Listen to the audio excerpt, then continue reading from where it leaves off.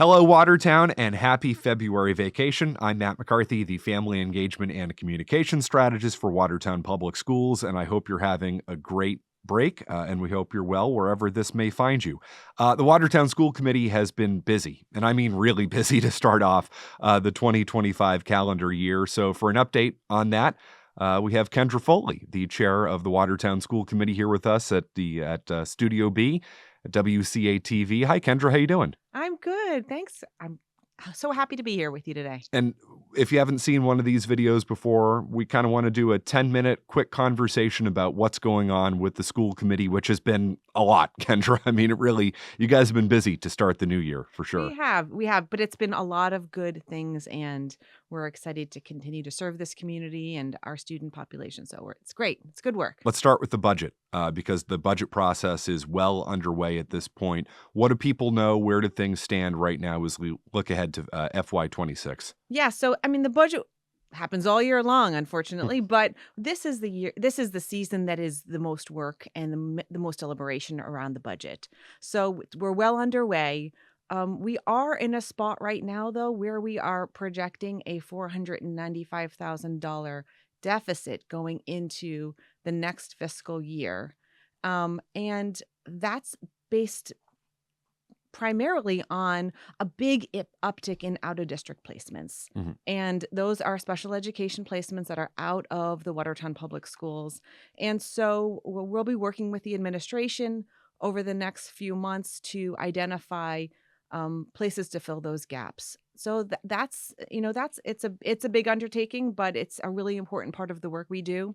We'll have budget deliberations in the next 2 weeks to start those conversations. And when you say $495,000 gap, that is for what you would call level services, which is exactly the same thing, that was funded in the year before for the next year, correct? Exactly. So the level services budget, that's always where we start. Mhm. And then with any additional funds after level services, we'll add positions that are requested by the district, by the individual schools, by the principals. And so right now we're looking at a deficit of almost $500,000 just with level services. So we're going to be working hard to fill that gap and to make sure that we're providing students with everything they need. And that is with the annual increase that you get from the city. The city increases the budget by 3.5%. Is that correct? 3.5% has been the increase. And the city has been a really strong partner with the district. And not every town has this kind of consistency, but the city has made a commitment to let us know what our percent increase is Mhm. back in the fall. A lot of districts are waiting till the budget season happens for the city to get their increase numbers. And that's never been the case. So we're really lucky to have such a strong partnership with the city just to know what that is. And so we can have a goal to work toward. So next steps in the process, budget deliberations, those are coming up in the coming weeks, right? Yes, next week and the week after, we have meeting of the whole budget deliberations. Mhm. Those will happen on Thursday. Next week and the following Thursday, people can join on Zoom or they can come in person. They'll be posted on the Watertown Public Schools website. So speaking of money, and I know that you can't say too much about this, but I know negotiations are underway with the WEA because contracts are up soon. What's the latest? What do people need to know? So I know we talked about this last time, but this is really important. So we started conversations informally with the WEA in the summer to set out some ground rules, a schedule. We wanted to make sure, and they did too. We worked together with them to say, we want to get this done. We want to get this done smoothly. We want to get this done in a timely fashion. They've been good partners in that. So our conversations continue. We've been meeting, we've been staying on schedule, and we were able to welcome the city manager, George Proakis, to our meeting in January. And that was great because he came and he talked about the city budget and he answered every single question members of the negotiating team and others who had joined from the WEA in the room had. And that was a really nice way to just level set our understanding about the city finances, about what they're able to do, and about what we're going to have in terms of funding for contract negotiations. So that was great. But these conversations continue; they continue smoothly, and I look forward to getting this done. So that's the money stuff. Now on to the policy stuff. I know cell phones are about to be a really big discussion across Massachusetts, maybe some legislation being considered at the state level for cell phone usage in schools. You're forming an ad hoc committee, to my understanding, to look at policies surrounding cell phones moving forward. I know everybody's going to care about this. Everybody's going to have, a thought on this. What's the latest on Yeah. cell phone usage Yeah, in our lots of policy? opinions on this, and we've Yeah. been talking about this has been bubbling up for years. But recently, Attorney General Andrea Campbell has filed some legislation to limit cell phone use in schools. And so we want to have a conversation in our community about how we want to handle this. And it's unique to every community, and every community feels different about this. So we're going to put together a task force, and they're going to meet in March, April, and May, so that if they want to propose some changes or some recommendations, then they can do so to the school committee in June. That'll give us some time. If we need to make any policy changes, that'll give us some time to make those changes in advance of the September school start. Because any changes that we're going to discuss, we want to make sure we implement for the September start of school. So I'll be welcoming folks to apply to become part of this task force. We're going to ask educators, administrators, students, parents, a member of the community who might have some really unique information or background on this topic to be part of this task force. So that will go out next week, and we look forward to getting this work started. And the hope is to have for them to meet over the coming months, correct? And then Yes. maybe make a recommendation on a policy. Is that my understanding? Recommendation on a policy, if they so choose, if that's where they end up, Mhm. by June, so that the school committee can deliberate those recommendations. We have 2 meetings in June, and then have the summer, if it's required, to make any policy changes. All right. We'll certainly keep an eye on that. At your last meeting, I know the school committee wanted to take an opportunity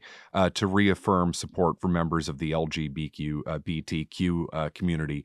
Uh, can you just share with the public what that was all about? I know obviously this is, very much in the news nationally, and there are, I think, a lot, going on macro, from a real macro look, in the country as a whole. What was the purpose of this? Well, I mean, we're facing a lot of executive actions from the federal government that are threatening the safety and the lives of our LGBT community. And we wanted to make sure that we reaffirmed our support for our LGBTQ community, students and educators. We actually have.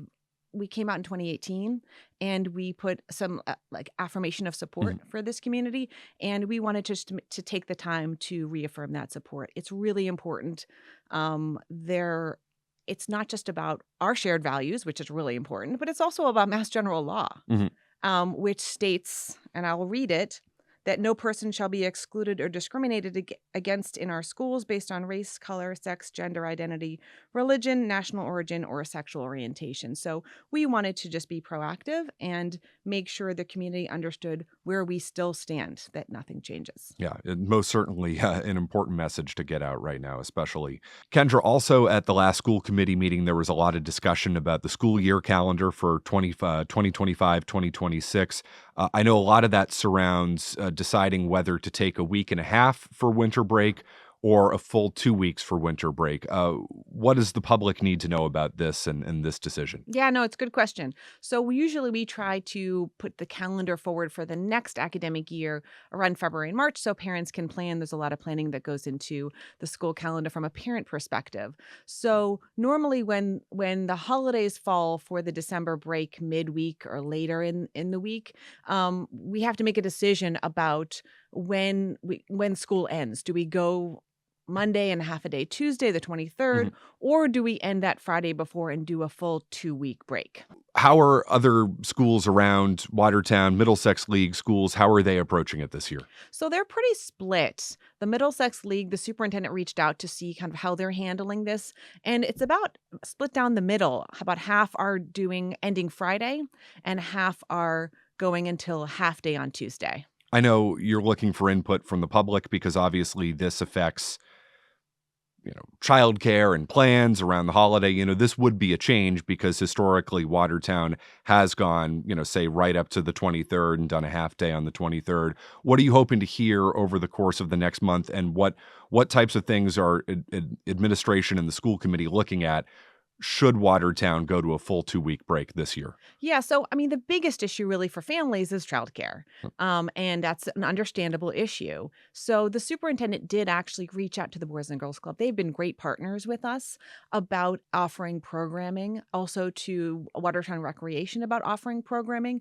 So there are programs available. If you need childcare on those 2 days, that we'll be working with them, and they are going to offer some programming. So we want to make sure that we're doing the right thing by the district, and we're making sure that families that need other options have some there. So we wanted to be proactive in that. We are going to be voting on this at the next meeting, which is on March 3rd. So if people have feedback, if they have their thoughts on it they want to share with the committee, I hope they will email.